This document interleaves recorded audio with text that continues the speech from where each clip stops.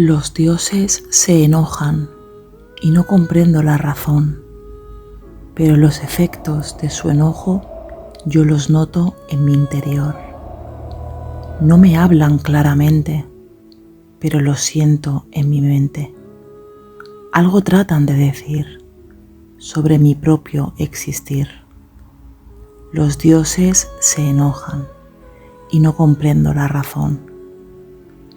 Ahora sí percibo mejor su enfado. En su viento huracanado, sus olas kilométricas y tormentas eléctricas. Los dioses se rebelan contra el actuar de sus plebeyos.